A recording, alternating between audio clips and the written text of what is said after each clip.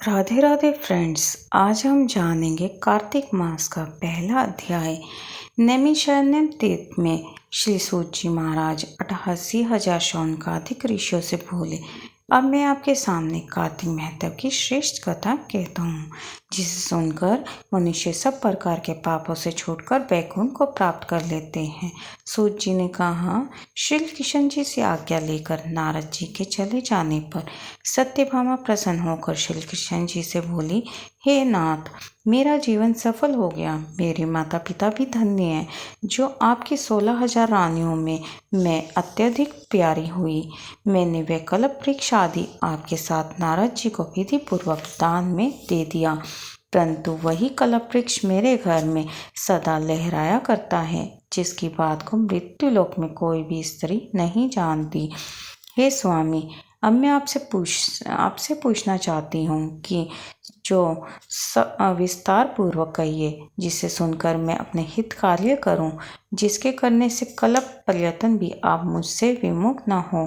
सूत जी कहने लगे, सत्यभामा के ऐसे वचनों को सुनकर श्री कृष्ण जी हंसते हुए सत्यभामा की बाह पकड़कर कल्प वृक्ष के नीचे गए और बोले, हे प्रिय, 16,000 रानियों में से मुझे तुम प्राणों के समान प्यारी हो। तुम्हारे लिए देवताओं और देवराज इंद्र से भी मैंने विरोध किया था। उस महाअद्भुत वार्ता को सुनो। सूत जी बोले, एक दिन श्री कृष्ण भगवान जी ने सत्यभामा के हाथ 7 गरुड़ पर सवार होकर इंद्रलोक में जाकर कल्प वृक्ष मांगा।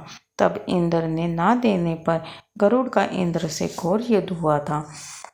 हे प्रिय, जब मैं तुम्हें हर चीज़ दे सकता हूँ, हर कार्य पूरा कर सकता हूँ, तो क्या तुम्हारे आश्चर्यजनक प्रश्न का उत्तर नहीं दूंगा? यह सुन सत्यभामा बोली, हे प्रभु, पूर्व जन्म में मेरा कैसा स्वभाव था, किसकी पुत्री थी, मैंने कौन से दान व्रत या तप नहीं किया जिससे मुझे मृत्युलोक के जन्म लेना पड़ा, और ऐसे कौन से शुभ कर्म किए कि यहाँ आकर आपकी अर्धांगिनी हुई और आप गरुड़ पर सवार होकर मुझे साथ में लिए इंद्रादि देवताओं के स्थानों में जाते हो।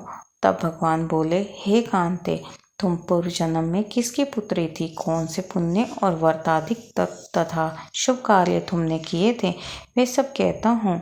पूर्व समय में सतयुग के अंत में मायापुरी में अत्रि गोत्र में वेदों और यज्ञों को जानने वाला देव शर्मा नाम का ब्राह्मण रहता था। वह रोज अतिथियों की सेवा, हवन और सूर्य भगवान की पूजा किया करता था, इसलिए सूर्य की तरह तेजस्वी था। उस ब्राह्मण के बुढ़ापे में एक गुणवती नाम की कन्या हुई, जिसका विवाह उस पुत्रहीन ब्राह्मण ने अपने चंद्र नाम के शिष्य के साथ कर दिया और वे दोनों पिता पुत्र की तरह रहने लगे। एक समय वे दोनों कुशा और समीधा लेने के लिए वन में हिमालय की तलहटी में पहुंचे तो उन्होंने एक राक्षस को अपनी तरफ आते देखा, जिसके भय से उनके शरीर शिथिल हो गए और उनमें भागने की शक्ति भी नहीं रही। तब राक्षस ने दोनों को मार डाला। उनके धर्मात्मा होने के कारण मेरे पार्षद उनको वैकुंठ में ले गए। क्योंकि उन्होंने आजीवन सूर्य की पूजा की थी, इसलिए मैं दोनों पर अति प्रसन्न हुआ। जब वे दोनों विमान पर चढ़े हुए सूर्य के समान तेजस्वी रूपवान चंदन और माला धारण किए हुए वैकुंठ में आए, तब मेरे पास दिव्य भोगों के भोग भोगने लगे। जय हो श्री कृष्ण भगवान जी की जय। राधे राधे की जय हो तुलसी माता की। तो फ्रेंड्स, आज का अध्याय यहीं पे समाप्त होता है। दूसरे अध्याय नेक्स्ट वीडियो में। तो वीडियो को लाइक कीजिए, अपने फ्रेंड्स रिलेटिव के साथ भी शेयर कीजिए। जय माता दी।